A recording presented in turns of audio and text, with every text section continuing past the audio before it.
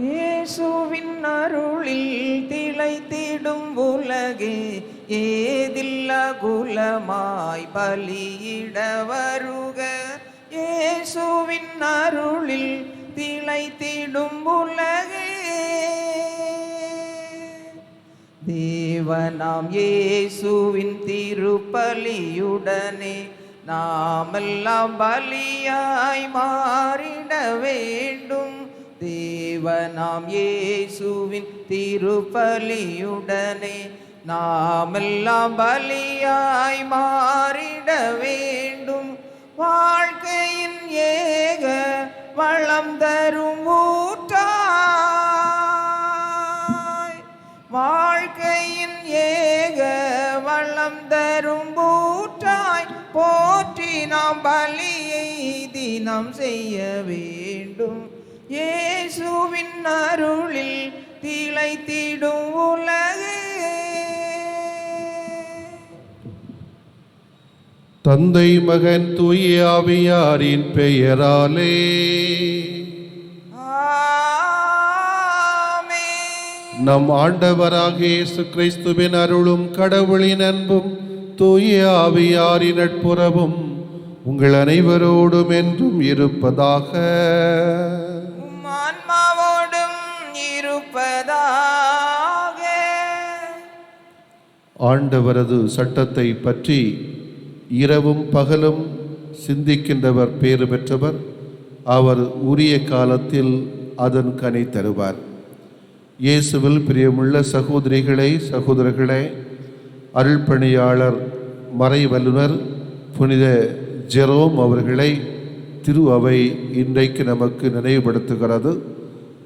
விவிலிய மொழிபெயர்ப்பில் தன்னை முழுவதுமாக கரைத்து கொண்டு ஈடுபடுத்தி கொண்டு விவிலிய விளக்க உரைகளை பல திருச்சபைக்கு தந்த பெருமையை இவர் ஏற்றெடுத்திருக்கிறார். அதற்காக இவருக்கு நாம் நன்றி செலுத்தின வண்ணமாக இவர் வழியாக இவருடைய பரிந்துரைகளால் நாமும் இறை வார்த்தைக்கு முக்கியத்துவம் கொடுத்து இறை வார்த்தை வழி வாசிக்கவும் யோசிக்கவும் விசுவசிக்கவும் வாழ்வாக்கவும் கடவுள் துணை புரிய வேண்டுமென்று இந்த பலியிலே மன்றாடுவோம்.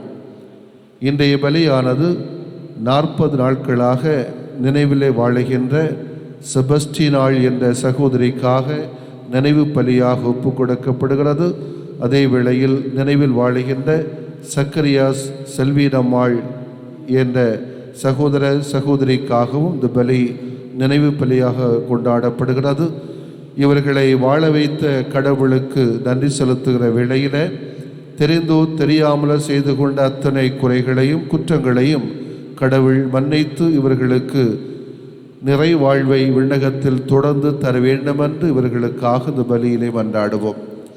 அதே வேளையிலே தன்னுடைய பிறந்த நாளை கொண்டாடுகின்றார்கள் ஆண்டோ லியோனார்ட்.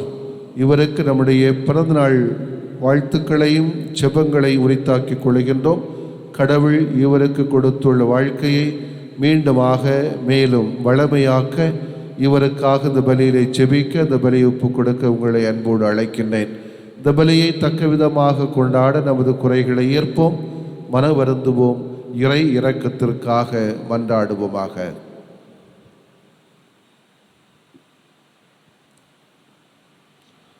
எல்லாம் அல்ல இறைவனிடமும் சகோதர சகோதரிகளே, உங்களிடமும் நான் பாவி என ஏற்றுக்கொள்கிறேன். ஏனெனில் என் சிந்தனையாலும் சொல்லாலும் செயலாலும் கடமையில் தவறியதாலும் பாவங்கள் பல செய்தேன். என் பாவமே, என் பாவமே, என் பெரும் பாவமே. ஆகையால் எப்போதும் கன்னியான புனித மரியாவையும் வானதூதர் புனிதர் அனைவரையும் சகோதர சகோதரிகளே உங்களையும் நம் இறைவனாகிய ஆண்டவரிடம் எனக்காக வேண்டிக் கொள்ள மன்றாடுகிறேன். எல்லாம் அல்ல இறைவன் நம் அனைவர் மீதும் இரக்கம் வைத்து நமது குறைகளை எல்லாம் மன்னித்து நம்மை நலமான வாழ்வுக்கு அழைத்து செல்வாராக. ஆமென். ஆண்டவரே இரக்கமாயிரும். ஆண்டவரே இரக்கமாயிரும். கிறிஸ்துவே இரக்கமாயிரும். கிறிஸ்துவே இரக்கமாயிரும். ஆண்டவரே இரக்கமாயிரும். ஆண்டவரே இரக்கமாயிரும். மன்றாடுவோமாக. இறைவா, அருள் பணியாளரான புனித ஜெரோமுக்கு திருநூலின் மீது இனிய உயிருள்ள பற்றினை தந்தருளினீரே. உமக்களாகிய நாங்கள் உமது வார்த்தையால் மென்மேலும் நிறைவாக வளம் பெற்று அதில் வாழ்வின் ஊற்றை காண்போமாக. எங்கள் ஆண்டவராகிய கிறிஸ்து வழியாக உம்மை மன்றாடுகிறோம். ஆமென்.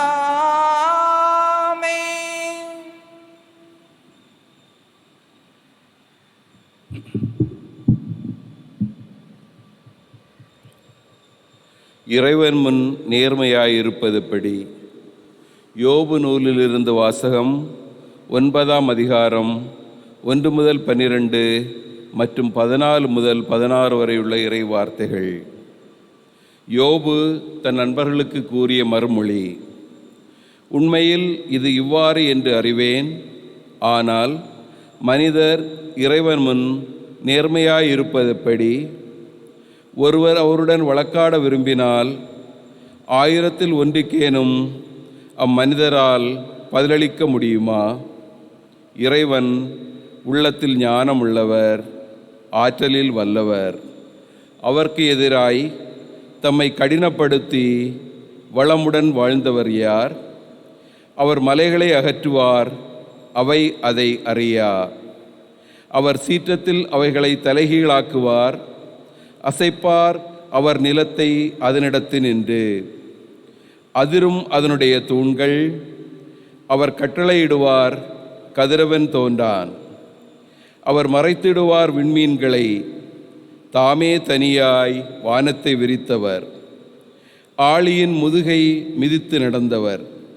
வடமீன் குழுவையும் மிருக சீரிடத்தையும் கார்த்திகை விண்மீன்களையும் தென் திசை விண்மீன் குழுக்களையும் அமைத்தவர் அவரே.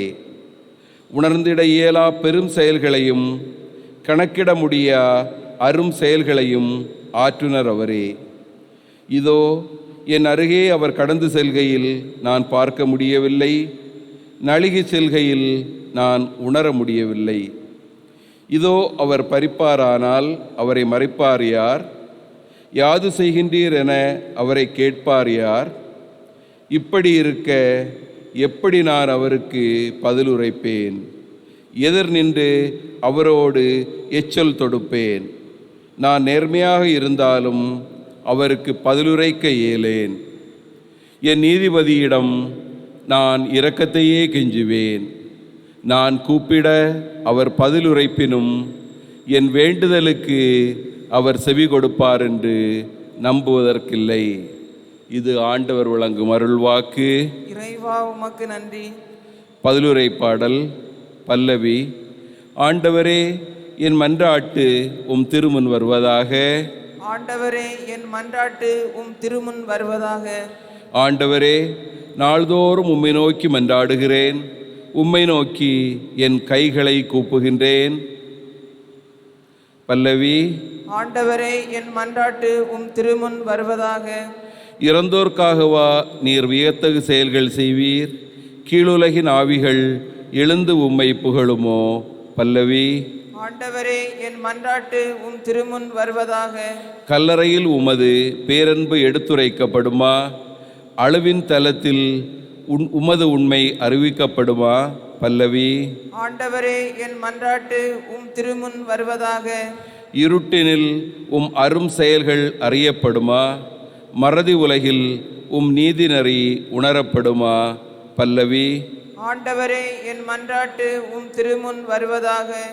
ஆண்டவரே, நானோ உம்மை நோக்கி கதறுகின்றேன்.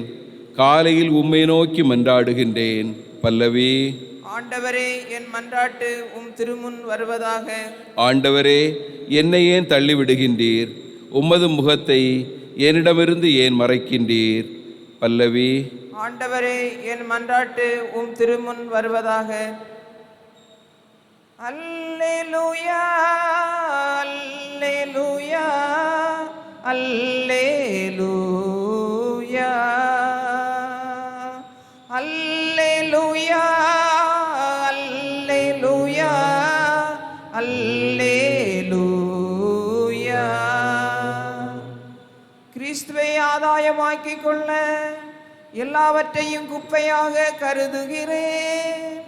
கிறிஸ்துவோடு இணைந்திருப்பதற்காக தான் நான் இவ்வாறு கருதுகிறேன்.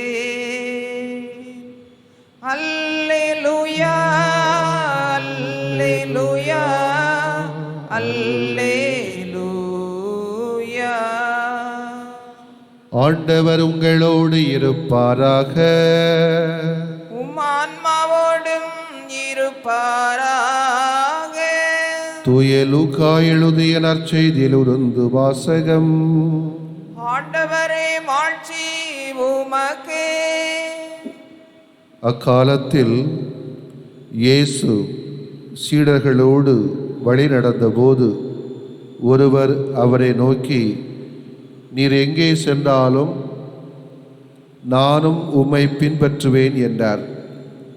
இயேசு அவரிடம், நரிகளுக்கு பதுங்கு குழிகளும் வானத்து பறவைகளுக்கு கூடுகளும் உண்டு, மானிட மகனுக்கோ தலை சாய்க்க கூட இடமில்லை என்றார். இயேசு மற்றொருவரை நோக்கி, என்னை பின்பற்றி வாரும் என்றார். அவர், முதலில் நான் போய் என் தந்தையை அடக்கம் செய்துவிட்டு வர அனுமதியும் என்றார். இயேசு அவரை பார்த்து, இறந்தோரை பற்றி கவலை வேண்டாம், அவர்கள் அடக்கம் செய்யப்படுவார்கள். நீர் போய் இறையாட்சியை பற்றி அறிவியும் என்றார். வேறொருவரும், ஐயா, உம்மை பின்பற்றுவேன், ஆயினும் முதலில் நான் போய் என் வீட்டில் உள்ளவர்களிடம் விடை பெற்று வர அனுமதியும் என்றார். இயேசு அவரை நோக்கி, கலப்பையில் கை வைத்தபின் திரும்பி பார்ப்பவர் எவரும் இறையாட்சிக்கு உட்பட தகுதி உள்ளவர் அல்ல என்றார். ஆண்டவரின் அருள்வாக்கு. கிறிஸ்துவே உமக்கு புகழ்.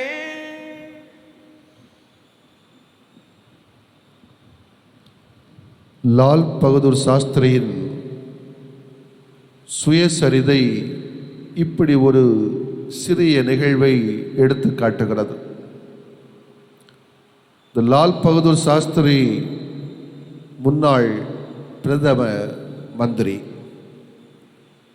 இவரும் கஜேந்திர ரட்கர் என்ற நீதிபதியும் நெருங்கிய நண்பர்கள். இவர்களது ஒரு உரையாடலை அந்த சுயசரிதையிலே பதிவு செய்திருக்கிறார்கள். இந்த லால் பகதூர் சாஸ்திரி ஒரு நாள் இந்த நீதிபதி கஜேந்திர கட்கர் என்ற நீதிபதியிடம் சொல்லுகிறாராம், நண்பரே, நான் ஒருவேளை நாளைக்கு இறந்து விட்டேன் என்று சொன்னால் என்னுடைய குடும்பம் எவ்வாறு தங்களை காத்துக்கொள்ளும் என்று எனக்கு தெரியவில்லை என்று சொன்னார். அப்போ நீதிபதி திருப்பி அவரிடத்தில் கேட்கிறார், அப்படி ஏன் சொல்கிறீர் என்று கேட்க, அந்த முதல் மந்திரி லால் பகதூர் சாஸ்திரி சொல்லியிருக்கிறார், நான் வாழ்வது கடன் வாழ்வு. என்னுடைய கார் கூட நான் கடனாக வாங்கியது. எனக்கென்று சொத்து மன்றுமில்லை. வங்கியில் கூட எந்த பணமும் கிடையாது. எனவே நான் இறந்து விட்டேன் என்று சொன்னால் எப்படி என்னுடைய குடும்பம் நடந்து செல்லும் என்ற ஒரு ஏக்கத்திலே தான் இருக்கிறேன். இந்த சிறிய பதிவு நமக்கு சுட்டி காட்டுகிற ஒரு உண்மை, அன்புக்குரியவர்களே, எளிமையாகவும் ஏழ்மையாகவும் வாழ்ந்த தலைவர்கள் இந்த உலகத்திலும் இந்தியாவிலும் திருச்சபையிலும் உண்டு என்பதை நாம் மறக்க முடியாது, மறுக்கவும் முடியாது. ஆனால் அதே வேளையிலே அதற்கு நேர்மாறாக பணம் சம்பாதிப்பதற்காகவே, வசதியாக வாழ்வதற்காகவே அரசியலையும் மதத்தையும் சமயத்தையும் திருச்சபையினையும் தேடிச் செல்கின்ற கூட்டங்களும் தலைவர்களும் அதிகமாக இருந்தார்கள், இன்றும் இருக்கிறார்கள் என்பதை நம்மால் மறுக்க முடியாது, மறைக்க முடியாது.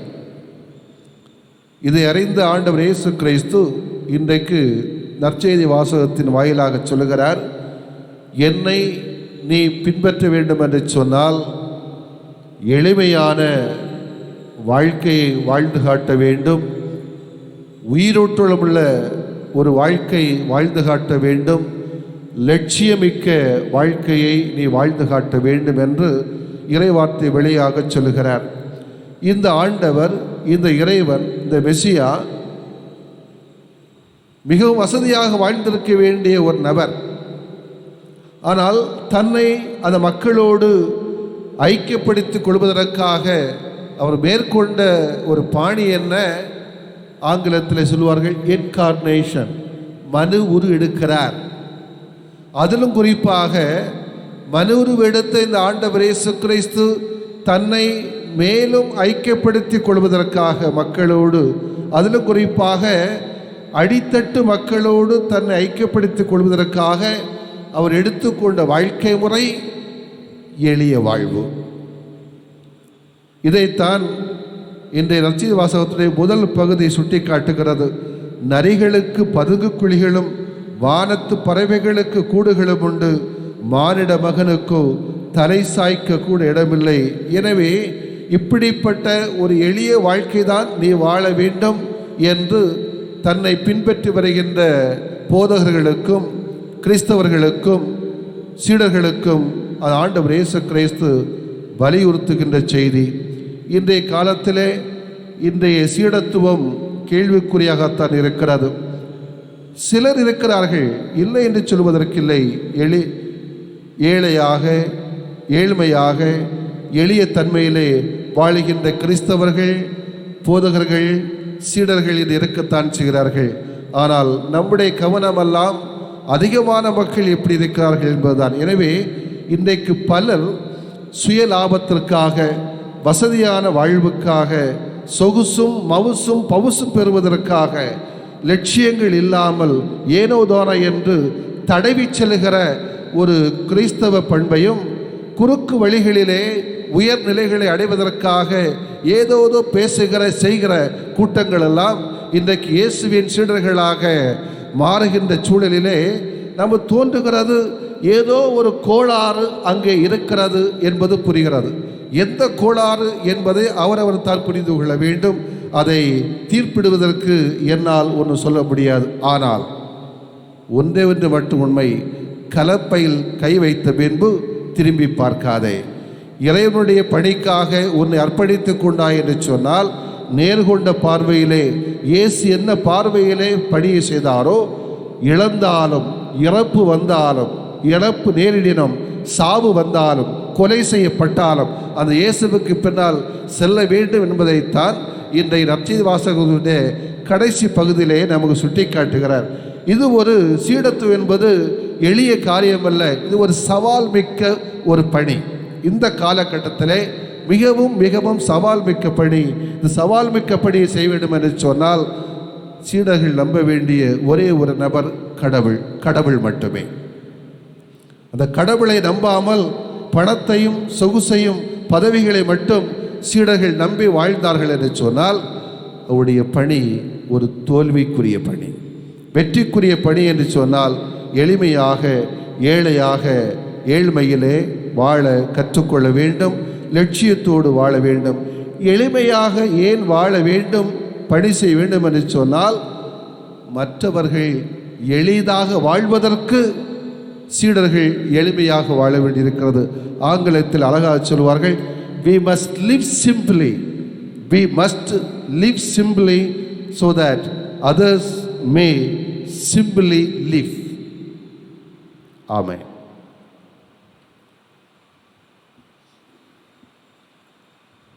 பொன்னும் பொருளுமில்லை என்னிடத்தில் ஒன்றுமில்லை, உன்னிடத்தில் என்னை கொடுத்தே.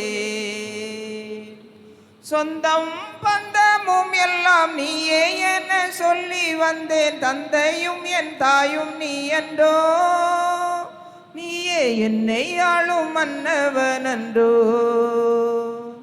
பொன்னும் பொருளுமில்லை என்னிடத்தில் ஒன்றுமில்லை, உன்னிடத்தில் என்னை கொடுத்தேன். நிலையில்லா உலகில் நிலைத்து நான் வாழ என் நிம்மதி இழந்து நின்றேன்.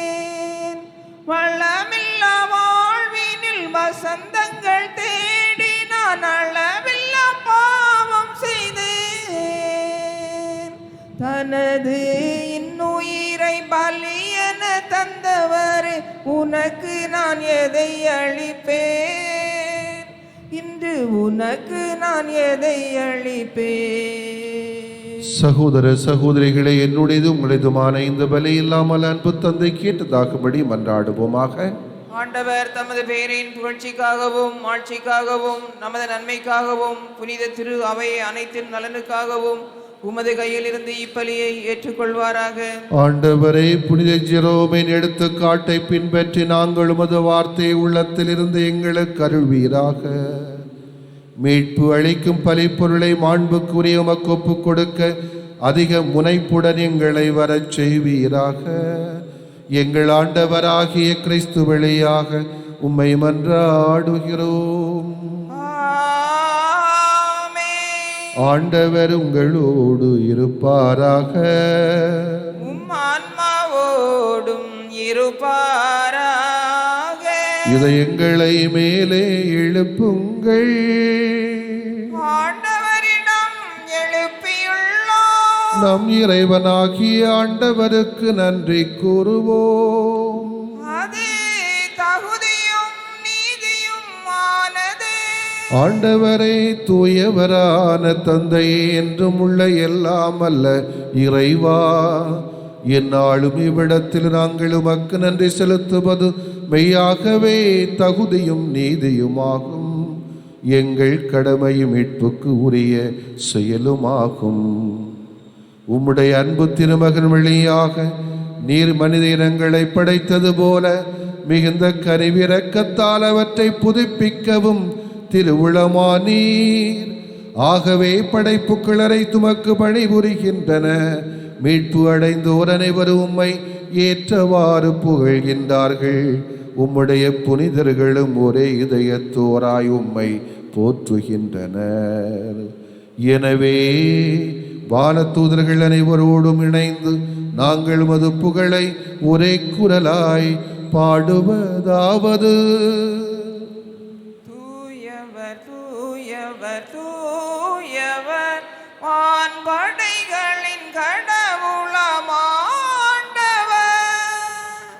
விண்ணகமும் மண்ணகமும் உமது மாட்சியால் நிறைந்துள்ளன. உன்னதங்களிலே ஓசன்னா, உன்னதங்களிலே ஓசன்னா. ஆண்டவர் பெயரால் வருகிறவர் ஆசீர் பெற்றவர். உன்னதங்களிலே ஓசன்னா, உன்னதங்களிலே ஓசன்னா. ஆண்டவரே, நிர்மையாகவே தூயவர், தூய்மை அனைத்துக்கும் ஊற்று. ஆகவே உம்முடைய ஆவியை பொழிந்து காணிக்கைகளை தூய்மைப்படுத்த உம்மை வேண்டுகின்றோம். இவ்வாறு எங்கள் ஆண்டவர் இயேசு கிறிஸ்துவின் உடலும் இரத்தமுமாக எங்களுக்கு மாறுவனவாக.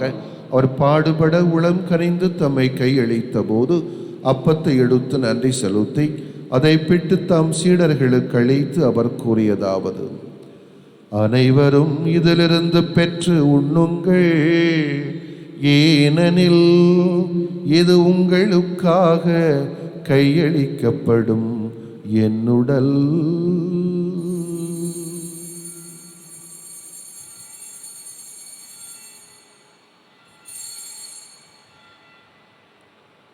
அவ்வண்ணமே இரவு விருந்தை அருந்திய பின் கிண்ணத்தையும் எடுத்து மீண்டும் அக்கு நன்றி கூறி தம் சீடர்களுக்கு அளித்து அவர் கூறியதாவது: அனைவரும் இதிலிருந்து பெற்று பருகுங்கள், ஏனெனில் இது புதிய நிலையான உடன்படிக்கைக்கு உரிய இரத்தத்தின் கிண்ணம்.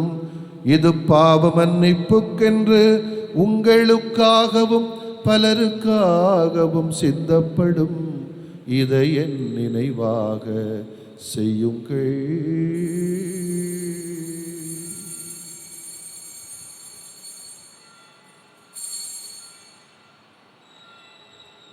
நம்பிக்கையின் மறைபொருள்.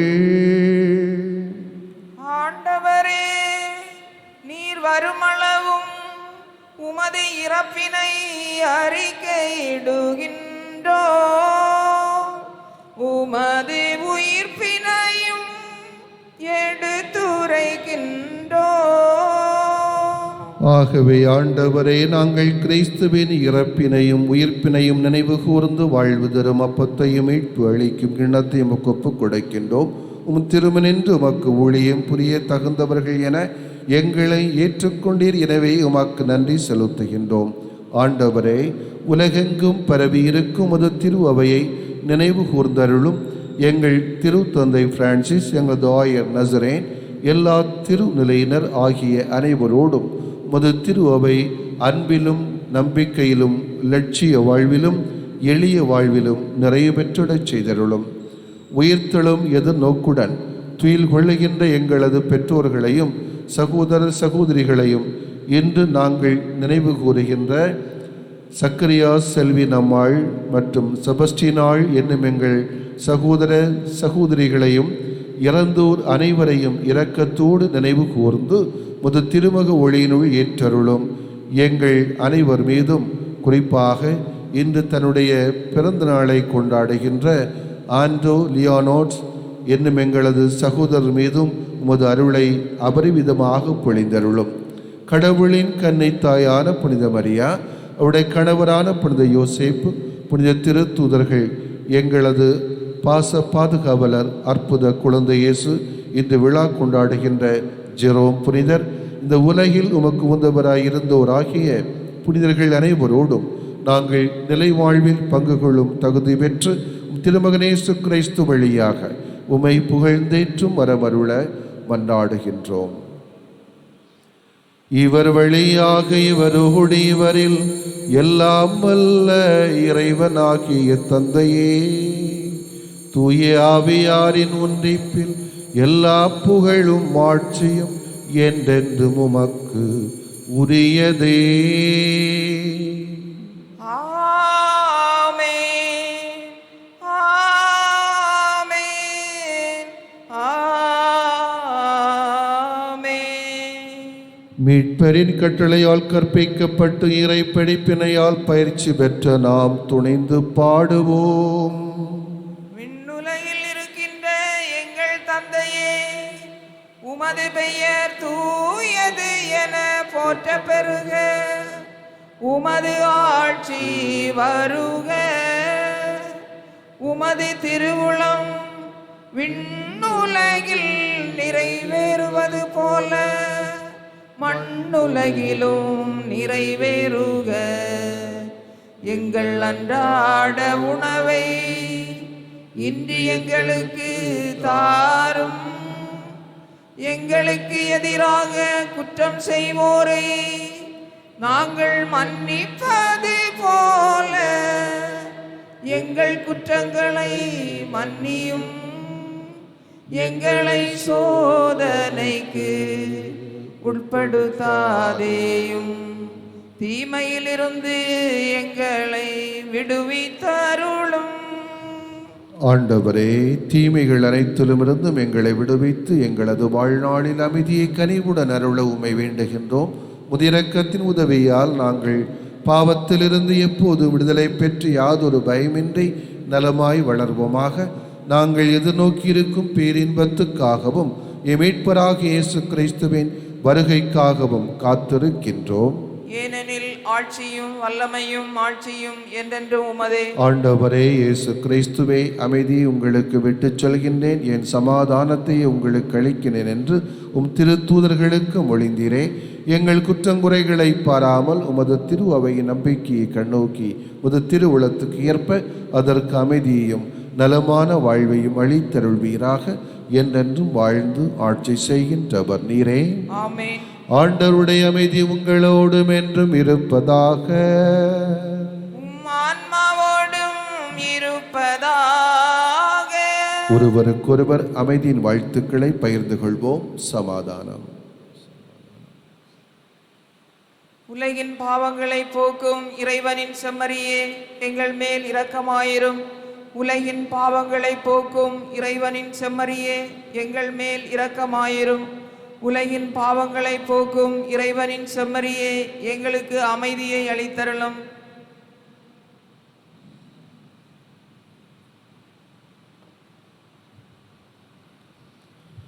இதோ இறைவனின் செம்மறி, இவரே உலகின் பாவங்களை போக்குகின்றவர். செம்மறின் விருந்துக்கு அழைக்க பெற்றோர் பேறு பெற்றோர். ஆண்டவரே, நீர் என் இல்லத்தில் எழுந்தருள நான் தகுதியற்றவள். ஆனால் ஒரு வார்த்தை மட்டும் சொல்லியறலும், எனது ஆன்மா நலமடையும். கிறிஸ்துவின் உடலும் இரத்தம் என்னை காத்து நல வாழ்வளிப்பதாக. ஆமென்.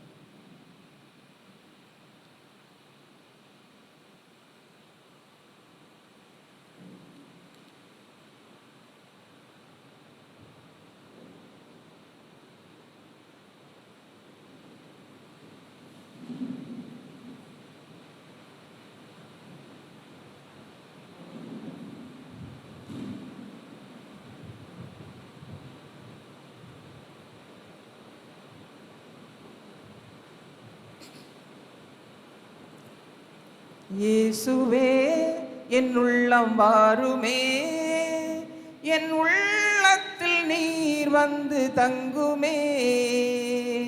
பேசுமே, என்னோடு பேசுமே. இயேசுவே, இயேசுவே, பேசுமே.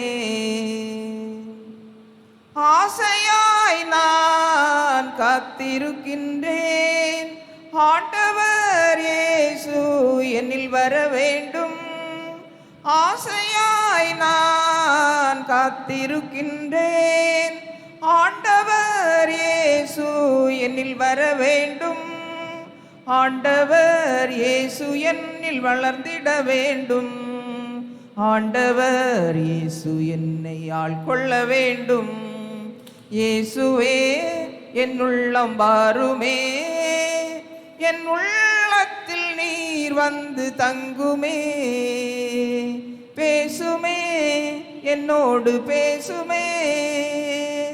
இயேசுவே, இயேசுவே, பேசுமே.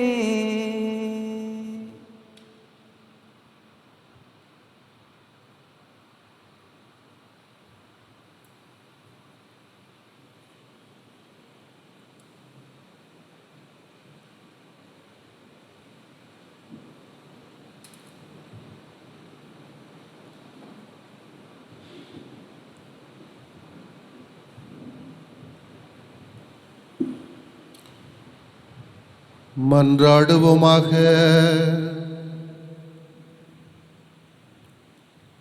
ஆண்டவரே, புனித ஜெரோமின் விழாவில் நாங்கள் பேரின்பத்தோடு உட்கொண்ட திருவுணவு நம்பிக்கையாளரின் உள்ளங்களை தூண்டுவதாக. அதனால் மக்கள் புனித படிப்பினைகளில் கருத்தூன்றி தாங்கள் பின்பற்ற வேண்டியவற்றை அறிந்து அவற்றை கடைபிடித்து நிலைவாழ்வை என்றும் பெற்றுக்கொள்வார்களாக. எங்கள் ஆண்டவராகிய கிறிஸ்து வழியாக உம்மை மன்றாடுகிறோம். ஒவ்வொரு வியாழக்கிழமையும் மாலை 5 மணி முதல் 6 மணி வரைக்கும் பாவசங்கத்து நிகழ்வு, அதாவது ஒப்புரவு அருள்வடையாள நிகழ்வு நடைபெறும். அதை நினைவுபடுத்திக் கொள்கிறேன். ஆண்டவர் உங்களோடு இருப்பாராக. உம் ஆன்மாவோடும் இருப்பாராக. எல்லாம் வல்ல இறைவன் தந்தை மகன் தூய ஆவியார் உங்களுக்கு நல்ல ஆசீர் வழங்குவாராக.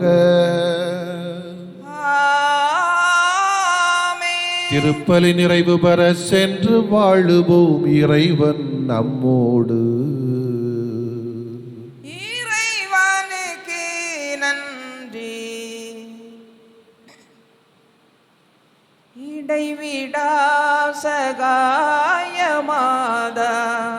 இணையில்லாத தேவமாதா, பவவினை தீர்ப்பாள், பதமுனை சேர்ப்பாள், நிதம் துணை கேட்பாயே. ஆராத மன புண்ணையாற்றிடுவாள், அன்னை தீராத துயர் தன்னை தீர்த்திடுவாய். ஆராத மன புண்ணையாற்றிடுவாய், அன்னை தீராத துயர் தன்னை தீர்த்திடுவாய். மாறாத கொடுமை, தீராத வறுமை, தானாக என்றுமே மாற்றிடுவாய். தானாக என்றுமே மாற்றிடுவாய். இடைவிடா சகாயமாதா, இணையில்லாத தேவமாதா, பவவினை தீர்ப்பாள், பதமுனை சேர்ப்பாள், நிதம் துணை கேட்பாயே. நிதம் துணை கேட்பாயே. நித்திய ஸ்துதிக்குரிய பரிசுத்த பரமதிவ்ய நற்கருணைக்கு சதா